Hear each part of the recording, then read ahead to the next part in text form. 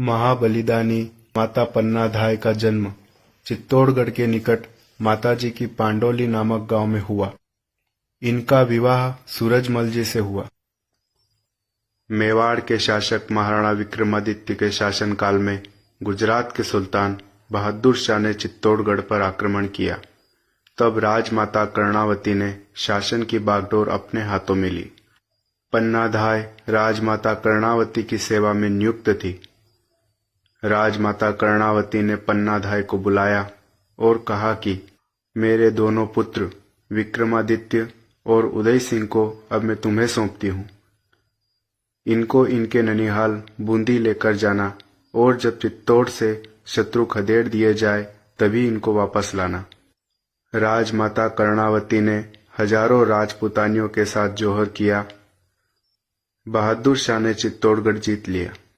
कुछ समय बाद मेवाड़ के सामंतों ने चित्तौड़गढ़ पर फिर से अधिकार कर लिया। महाराणा सांगा के बड़े भाई उड़न पृथ्वीराज की दासी पुतलदे से उनका एक बेटा हुआ जिसका नाम बनवीर था। महाराणा सांगा ने बनवीर का खराब स्वभाव देखते हुए उसे मेवाड़ से निकाल दिया था। मौका देखकर बनवीर फिर मेवाड़ आया। बनवीर ने चित्तौड़ के कई खास सरदारों को अपनी तरफ मिलाया और तलवार से महाराणा विक्रमादित्य की हत्या कर दी। फिर बनवीर ने कुंवर उदय सिंह को मारने के लिए उनके कक्ष में प्रवेश किया। पन्नाधाय ने कुंवर उदय सिंह के वस्त्र अपने पुत्र चंदन को पहनाकर उसको कुंवर उदय सिंह के स्थान पर लिटा दिया। राजगद्दी के नशे में चूर बनवीर कुंवर उदय सिंह को ढूंढते हुए महलों में आया और पन्नाधाय से पूछा कि उदय सिंह कहाँ है पन्ना? आज मेवाड़ की राजगद्दी और मेरे बीच आने वाले उस आखिरी कांटे को भी निकाल फेंकने आया हूँ। पन्नाधाय ने जानबूझकर बनवीर को रोकने का प्रयास किया ताकि बनवीर को शक न हो।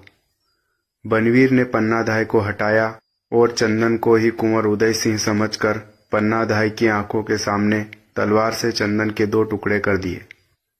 अपने पुत्र के 2 टुकड़े होते देख भी पन्नाधाय ऊप तक न कर सकी। उनका हृदय जैसे थम सा गया। बनवीर खुशी के मारे राजगद्दी की तरफ गया।